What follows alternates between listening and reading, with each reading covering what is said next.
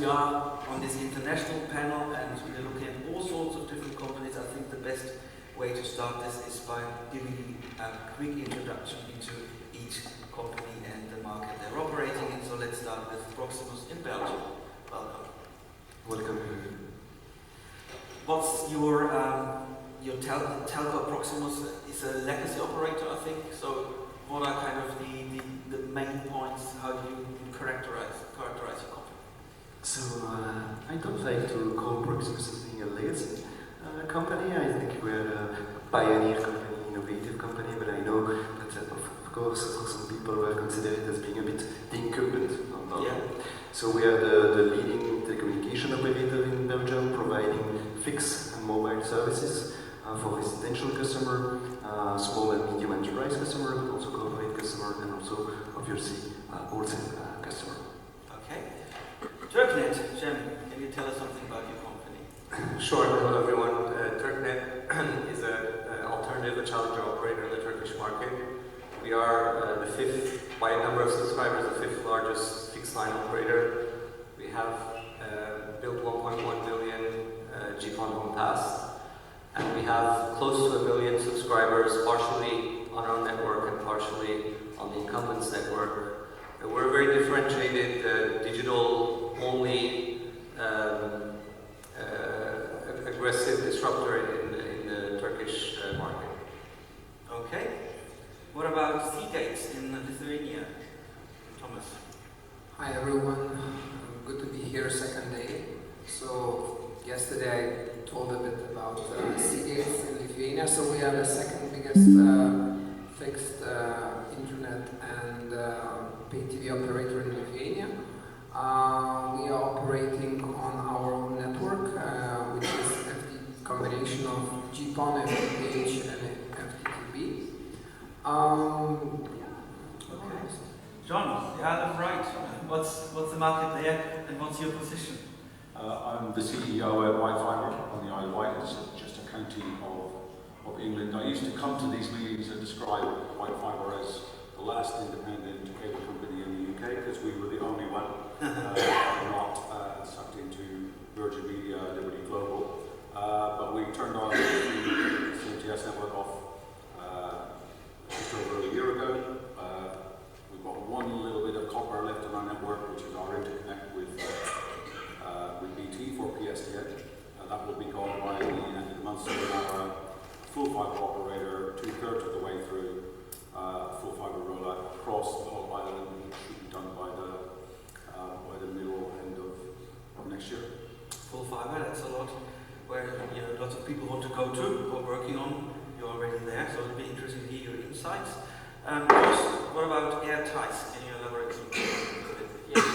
So AirTice was founded almost 20 years ago, and our mission is to help service providers improve their broadband service with starting from Wi-Fi, with improving from the point of view of the Wi-Fi, and then from there providing the visibility, the optimizations, and the additional services on top. And we work globally, and we have customers, some of our friends here today in the room. So we're active in Europe, in Asia, in the USA. That's in a nutshell. Global player, that's good, especially on this international panel, and of course in front of this very international audience we're having here. In my introduction I was mentioning Wi-Fi. It has to work, otherwise you're running into trouble. In your family at home, we've all experienced that. And by the way, there's this joke always when you want to have the kids at home on your table because lunch is being served, you just switch off the Wi-Fi because that's when they leave their rooms and complain. So there you see the importance of proper Wi-Fi. And I was mentioning a couple of problems that people have probably experienced with Wi-Fi. And I'm not going to look into that, but I'm going to look at ways how to improve the Wi-Fi. And there's this point of enhanced Wi-Fi. Josela, maybe you can tell us something about the experiences you've made over at Proximus with the customers, whether there's demand for this kind of enhanced Wi-Fi. Are they prepared to pay more because you tell them there's a better experience you can get? What are generally your experiences in customer relationship? Yeah, so basically I think that Wi-Fi, it's really what we call a commodity now, but it remains very complex for the customer. And so the biggest challenge from an ISP perspective is to make hidden in everything we do. What customers are really winning is a fast Wi-Fi, stable Wi-Fi, and Wi-Fi everywhere. So that's our biggest challenge. And for that, that's the reason why we did implement with some partners being presented here in the panel, this concept of smart Wi-Fi to make sure that the promises that we are making are really met by the customer, meeting the explicit and implicit expectation. Is it something that we monetize? But not true, because due to the positioning that we are taking on the Belgian market with a kind of premium brand, for us it should be clearly embedded in our portfolio. So this is a service that is foreseen, per se, to strengthen our position on the market, saying that if you do want the best Wi-Fi in Belgium, it's Proximus, and we enable that thanks to our complete portfolio. However, because it remains Belgium, it's a small country, but we like to make it a bit complicated. We do have other brands. We do have, for example, a low-cost brand called Scarlet, and for these customers, we are not offering this kind of solution. So we are doing not the tiering in the portfolio, but the tiering amongst the brands. But how did you realize that enhanced Wi-Fi? How do you improve the Wi-Fi experience with the Proximus customers as opposed to the lower the lower brands? Can you repeat? What's the difference between the Wi-Fi experience? How do you make sure that people accept that this is a better experience? And what's the technical way? How you realize that? I mean, do you use premium routers then? Or? Yeah, we are making a differentiation in terms of the router, in terms of the Wi-Fi technology, but also in terms of the software that is running on the routers. Of course, we are doing some band steering. We have also implemented a fully digital experience where we are providing proactive cures to customers, proposing them some action to be taken to improve the experience that we are doing for the premium brand, that we are not doing for the low-cost brand. And of course, we noticed some improvement in terms of TCO, the solution, where we do reduce the core rate, for example, but also the field intervention, and where we drastically improve the NPS of our product. Is it really something that makes a difference with the low-cost brand? Because NPS remains complex. NPS is the combination of the product experience, of the pricing, of the brand, of the culture, of the attitude. And it's a bit like when you are flying with Ryanair, you do not expect the same kind of service that the one you would expect with Emirates. So it doesn't mean that, it's the level of service. It's the premium brand offers a premium service which leads to a premium experience, which kind of justifies the higher expense on the consumer side. Jan, what is like in Turkey, at Turknet, the Wi-Fi experience of your customers, and how do you convince them to maybe upsell to a more costly subscription, or is it even part of your business? Yeah, so if I knew all the answers, I probably wouldn't be here. I think just to start, just also reflecting on yesterday's panel and this conference, I think for any of these types of questions, there are two different levels in which to think about it. One is, of course, there's a functional benefit, and what functional benefit are you providing? Is there a technical need? Are you increasing satisfaction, decreasing calls, increasing NPS, or customer happiness? And I'll answer that. But I think when you stay on that level, you're missing something else, which is also this market has a very predictable market structure with a monopoly past, and then strong incumbents or relatively strong incumbents and challengers. And the reality is that in the market, there are very different motivations and needs of different players, and they're not the same. They're not limited to functional benefit. They're about what are they trying to do. And here, the better example is like peacocks and birds of paradise. Why do they have these colorful tails? It's not because it's a functional benefit. It's because they attract attention. And so yesterday there was a panel on 10 gig, and there were a bunch of incumbents and semi-incumbents talking about 10 gig. Well, I mean, today 10 gig is not a necessity for users, and if you're an incumbent, it's really not that exciting. But if you're a challenger and no one cares about you, and you can put up your peacock tail that says 10 gig, then people start paying attention. So it's a different motivation for different players. So coming back to Wi-Fi, on the functional side, we're the first provider in Turkey to offer gig. So at an affordable price. There were in theory some gig price rates, but they were extremely expensive. So at an affordable price where the maximum speed was 100 megs, asymmetric, typically 5 meg upload, we offer a symmetric gig. Now when you do this, immediately the Wi-Fi becomes right? Because if Turkey's average broadband speed today is close to 30 megs, but a few years ago when we did this, I think it was like 20 megs. When you're at 20 megs, you know, the Wi-Fi, you still can have Wi-Fi problems, but it's really not the bottleneck. But when you bring a gig to someone's door and you say, look, it's a gig, and they have a BG, whatever Wi-Fi offering, then, you know, you're not really able to fulfill your promise. So we're kind of obliged to really address the Wi-Fi problem because, you know, we're offering the gig. And but then with the pandemic, all of us saw also that, you know, it's not only the speed, it's, you know, if you're 4 people at home doing Zoom, doing Teams, doing whatever, then actually the Wi-Fi makes a big, big difference. And people say the internet doesn't work, well, it's actually something else. So we're really investing in the Wi-Fi experience because we have the gig offering and we're trying to be a speed leader. And because we really see that post-pandemic it's something that it's a real pain point that people don't understand. The challenge we have, to your question, is that people are not aware that it's really the Wi-Fi problem. They think, you know, my internet sucks. It's terrible, it doesn't work. Exactly. So how do you educate the public that this is what they need? And it's a challenge. I mean, currently we offer the managed Wi-Fi. We have a solution with AirTies as an optional add-on for additional money.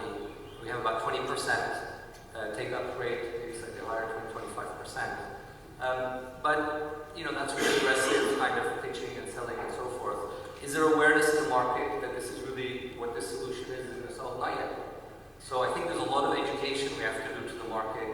And I think realistically, I mean, where I've come, to finally answer your question, is that although we have to keep educating the market, I think it's tough to pay extra money for the Wi-Fi. I think you kind of, as Josvan said, maybe you have to package into this as a premium package, and not only the Wi-Fi is great, but the other things are great. It has a great Netflix package included or whatever, and then this is a standard package. And then, you know, so the difference is not just the Wi-Fi. And then people will pay some more because they're getting a whole bundle of stuff. But the price sensitivity of people to an exact Wi-Fi, it's very early, and I don't think it's a tough sell, is what we've seen so far. I think these are really interesting experiences made here, where lots of people in the room can learn from how to sell, upsell premium Wi-Fi, and that it's better to package that in a premium package along with other things that are maybe more obvious and more easier to sell. Thomas, what's your experience as a fiber operator in Lithuania? Actually, I think that it was an extremely good description of the situation, and I see a lot of similarities with Lithuania. The only difference is that we were quite in a good position because, as you mentioned, it depends on the market trends, right? What incumbent is doing is very important. Yeah. In our case, the incumbent was not very quick on providing or offering some new smart Wi-Fi solutions. It was about some crappy extenders and stuff which are not working the same way as mesh Wi-Fi routers, which is like a premium kind of experience for the client. So we, during the pandemic period, we immediately jumped on this opportunity. And again, as being the second biggest, it's, again, we are challengers, so we can play around with different stuff and different offerings. And it took us some time to find the best solution, which we were happy to introduce to the client because we understood that it's going to be a premium price. And coming back to the premium price later on, I will tell the way how we decided to maneuver between benefits and the price. But first of all, we did quite big investigation to find the best solution. And as I mentioned yesterday, we are working with TP-Link, and they provide everything from the software to manage those solutions and hardware itself. So it's now we are just introducing the new edition of Wi-Fi 6 of mesh Wi-Fi router. So in our case, we did a lot of testing, and we find out that this is a good one. We are working now for around more than 2 years with those products, and the business model we created managed us quite easily to sell to the client, because during the quarantine time, people understood the need of good Wi-Fi. It's just you need to have a good one, as you mentioned, like Zooming, learning, working, and etc., etc. There is a need of good coverage. And we came from the coverage point of view, and not through the extender, but through the mesh Wi-Fi solution. And the main problem was how to take extra money, yeah? And how to explain to the client, how to do the education part. So when it comes from the coverage point of view, it's very easy to explain. You say, okay, you have a standard Wi-Fi router and you cannot cover all the apartment, but we can put a couple of more devices which are covering every spot of the apartment, and the price is not for the package. The price still goes per equipment piece. And we kept the same price per equipment as we used to have for the simple Wi-Fi router, so it was very easy to understand. If I have one, it costs monthly 2.5 euro, for example, and if I do have two, it's going to be 5. If it's going to be free, it's going to be 7.5 euro per month. So it's easy to understand for the client, and the acceptance rate was extremely big. So now we are in the range that almost 45% of our clients are using smart Wi-Fi solution. Again, I think it's not the end. For us, another problem which appeared actually, so CapEx investment, because you need to invest in all those devices, and you need to manage all those two ends, revenues, CapEx, etc., etc. But the main takeout, I would say that education is very important, and the marketing language is very, very important. How you explain, and it needs to be easy to understand. If you will go to the technical details, nobody cares about Wi-Fi 5, Wi-Fi 6, Wi-Fi 7. I don't care as a user. People don't care about technology at all. Exactly. I mean, exactly. People don't want to know these things, and in the best case, technology remains invisible. Exactly. And again, what is the good Wi-Fi? The good Wi-Fi is Wi-Fi which I don't feel. Yeah. My internet is working, and I don't know what is the Wi-Fi. I don't need to reboot my Wi-Fi router. I don't need to change password every 5 days. I don't need to do anything. I just enjoy my internet connection, and that's it. Exactly. It just needs to work. Yeah. So what we see that by choosing the right partner and right solution, technical solution, and putting a good marketing message, which is understandable for the user, the acceptance level is very high, because now we are living in the time when you say that I don't discuss about the quality of good Wi-Fi at home. I need to have it very good. So it's just because the times has changed, and you just, again, we can discuss about this. Yesterday you had quite good comments. Do you need more than 100 megabits per second? In reality, you're right and you're wrong at the same time. It's more not what we as an operator are saying, what kind of speed do you need from technical perspective. It's what client is thinking about. And yeah. If I'm as a client, I want to have a very fast internet connection at home. This is my decision. The client wants specific services to run smoothly, like Netflix and UHD streaming and things like that, and they don't care about the bandwidth required for that. Yeah, and even for the Netflix, you don't need to have 1 gigabit connection, right? Yeah. You can easily live with 50 megs. That's all gonna be fine.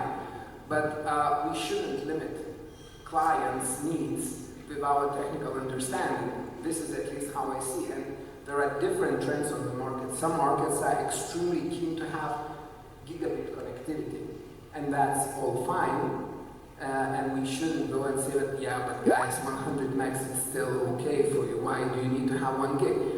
So, and in other markets, it's very difficult to upsell and difficult to introduce. So I think that it depends market on market. Each market is different, and each business case is different, probably looking at the perspective from the consumer, or even businesses that you're selling your access to. Don, what's your experience in the field of consumers and Wi-Fi, the requirements and upselling to premium packages? It's very similar, and we talk about training, educating the customer. It's really about managing their expectations. When I buy my Sky TV, I pay a price, but if I want it in a second room, yeah. In the bedroom, I have to pay extra. but customers in the broadband, internet, Wi-Fi world, and they use the term interchangeably. You know, they call you up and say, my internet's broken, my Wi-Fi's broken, you know, and they don't actually know which technology they're referring to. So we have a challenge in managing expectations around what's included in the package. At Wi-Fi, we include, so 100% of our customer base has smart Wi-Fi. It's Plume OpenSync based technology. We use Heights Telecom for our CPE from this year, previously using Plume SuperPods, and we don't charge all our customers. So the base install is one router with one extender. And I do that because it helps my business. My NPS, which was already pretty high in the low 50s, is now in the high 60s 2 years later. My truck rolls for tech visits are 75% lower. So I can't attach hand signs to that. There are clearly operational advantages to me for giving this away for free, at least in the short term. And then if you've got a really big house or a night building that you want connected, then I do indeed have an offer where you can pay for a guaranteed whole Wi-Fi coverage as opposed to just the base service. But our take up on that is quite low, 15-20% perhaps, because the base service actually is so good. So I don't know where that leads in the long term. The topic of the segment is about market opportunities. Of how do we charge for this? How do we make more money from this? And I don't know. I don't have an answer to that. The Plume platform has lots of extra add-ons included in the product. Around AI-based security, around parental controls, internet freezes for your kids, blacklisting websites, even some sense applications that you can use as a pseudo security system when you're away from home. But none of our customers are willing to pay extra for that. They don't attach value to it. So that's our challenge. We have to move the discussion on. We have, in the first instance, to get the customer to understand, that this is worth paying for. Because at the moment, only a small percentage of the market is willing to pay for it. Yeah, so see, that's kind of a luxury problem, if you put it this way. If the customer is happy with the basic product, which offers already a proper Wi-Fi experience at home, why should they upgrade to something more costly? But maybe then a solution could be having premium packages that have, apart from premium Wi-Fi, also other premium services. Makes it more obvious and transparent to consumers why they should upgrade. Talking about your company, Jos, you are involved with your clients a lot in improving the Wi-Fi experience of their customers. What kind of feedback do you hear from the operators? And how do you assist them to improve the Wi-Fi experience or even create upselling opportunities? Yeah. So I think first it's interesting to think about what smart Wi-Fi means. And everybody has a different Wi-Fi experience in a way, different needs, different experiences at home. Everybody deserves smart Wi-Fi, in our opinion. And for consumers, Wi-Fi is internet. It's all the same thing. They don't need to know, they don't understand the details below it. What we think is smart Wi-Fi is also going to be smart to be data-driven. So if you think about the solutions that are there, we think about having a targeted approach. For example, we talked about extenders, boosters, mesh. Not everybody has that need as such to have extra coverage. Some do, some don't. So it's important to be able to understand which customers really need that and who doesn't. Because we talked about CapEx is a thing. Of course, there's a question about sustainability.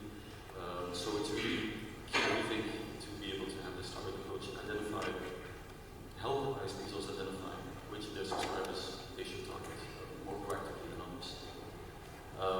Also, there's lots of existing equipment out there, legacy equipment, let's call it. Yeah. Gateways, broadband gateways have a lifetime, 5 years, maybe more. So it's also important to help improve the Wi-Fi, even for those existing deployments to a maximum extent. And there's a lot that can be done even with the older hardware. Let's stay with you for the, because you've mentioned equipment, that is or can be a challenge, of course, at times. What sort of opportunities or possibilities do operators have to actually make sure that the customer gets the best Wi-Fi experience possible with the existing equipment? Is there some sort of remote detecting of problems? Are there? Yeah, it starts with visibility. Yeah. You need to have the visibility in the home. And say historically, and even today, I think still a lot of service providers, they struggle getting the right level of visibility inside the home. It's been great, let's say,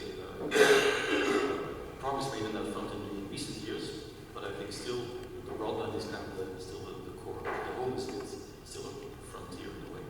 So it's starting to create visibility also on the, let's say, legacy platforms. Creating that visibility, figuring out what's the experience. Once you have that, you can do a certain level of actions. You can do some automatic actions. You can manage the channels. You can steer the devices. That's one thing. You can identify which customers actually need new equipment. Some customers have you can see there's a demand for maybe going to a Wi-Fi 6 platform or going to coverage extension. So you can then Some might be the software upgrade. Yeah. You then kind of ensure that this is being laid out into the field.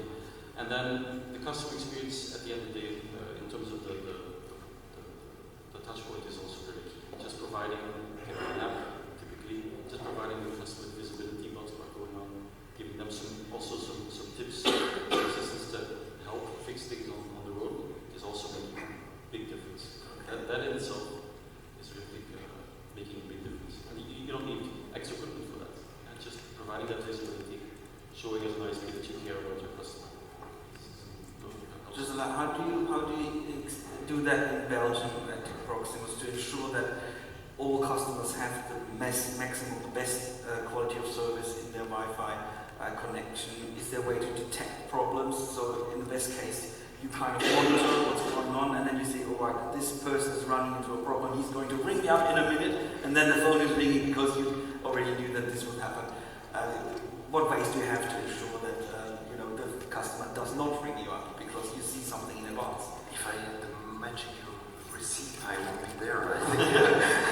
But you must be working on ways. But obviously we are monitoring. We are trying to track and trace everything that is happening at the gateway side, but also the booster side of our customer to anticipate any kind of bad pattern. Yeah. Some might say that in a marketing perspective we are saying that you are proactive, but we remain somehow way too much reactive. And the biggest challenge that we want to do is to become more and more in control of what is really living in the environment, in the home of the customer, by getting more and more information about the device, the usage, and make sure that we can make this correlation to provide them some predictive, proactive advice. And when we detect, thanks to the solution that we put in place with some partners, that there might be an issue, then we are contacting, but it's a bit weird, but we're contacting the customer to propose.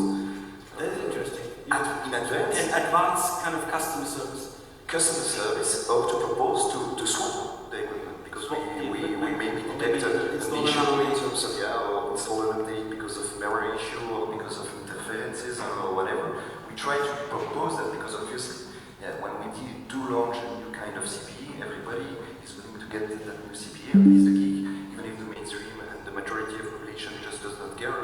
As you rightly mentioned, Wi-Fi 5, Wi-Fi 6, Wi-Fi 6, it doesn't mean anything to the customer, they just want a solution. And for certain customer, good is never good enough. They really want to have outstanding solution.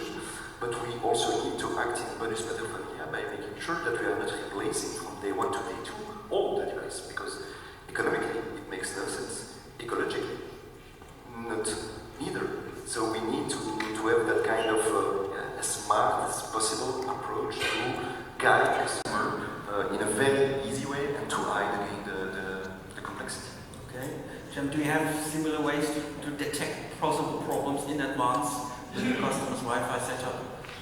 Monitoring, tracking, these kind of things? Yeah, for sure this is one of the key points. So as Jos, I guess, also said, visibility and self-visibility are straightforward, but actually very key factors. Definitely for the customer care to know what's going on, both reactively and proactively, makes a big difference, not only functionally, but also the perception of the customer, right? Are you a clueless company that doesn't know anything about your own services, or are actually on top of the ball? I mean, customers typically can deal with outages and problems. They don't want to deal with incompetence or, kind of. So if you're at least knowledgeable, you can see and you can address the problem, that already changes the perception, which has a huge impact. And I think the self-care aspect of the app is extremely important in many ways also. One is, of course, as everyone here has said, Wi-Fi, internet is all kind of interchangeable, right? But so what happens when the internet stops working? What do you do at home? Right? So when the lights go out, the electricity stops, what do I do at home? I go look at the neighbors, right? Yeah. Is there electricity or not? Is it a local problem? Okay, or it's is a it local problem. Right? And then I look at the fuse box, right? Yeah. And it's not that. Then I have to find out from the electricity company if there's a regional outage or not, or what it is. And it's a nightmare, right? The electricity company, typically, their website is, still hasn't been updated since 1977. And, where do you find this information? You try to find out. So even debugging, if someone would just tell me what it is, it's okay. Electricity out for 2 hours. You can live with it. And the internet is similar too. So when it stops working, you fiddle with your modem, you fiddle with your device, you reset it, you restart your computer, what do you do? And so already that intelligence, if you can do this on an app or whatever, say whatever, it's this, it's not that, whatever, you can proactively, to some extent, notify, that's super valuable. You're saving them time, they're not fiddling around, they're not resetting them, or they're resetting their thing. So that's one aspect of it. I think that getting people to self-debug and understand is really helpful, what it is and what it isn't. And then the other aspect, which I mentioned in a comment yesterday to one of the other panels, is that I think for service providers, creating some stickiness and daily relevance is important for the long-term business model. Because if you're just the company that brings the fiber to the door, the day a second fiber comes to the door, you're no longer that special, right? Because the customer can change or whatever. But if you're in every room of the house, if you're on the app on their phone, if your coverage of the house is what they rely on, then the customer is less likely to switch over to the new fiber offer that just came the next day. Well, in general, people are very unlikely, by the way, to change their broadband operator because they fear exactly what we just discussed, and that they have an outage for like a day or 2 or 3 without internet. They just have trouble in the handover process. We've all experienced that when moving house. Sure. So I think this is but I think still people, the regulations around change of operator are improving, and people increasingly for 6-month discount increasingly are doing this change if there's no other reason. And so you do have to protect yourself against that. The obvious analogy there is which I mentioned yesterday also, is your cell phone. Right now, your cell phone, previously there wasn't number portability, and so you wouldn't change your operator, you have to change your number, it's a headache, right? But now you get a better price.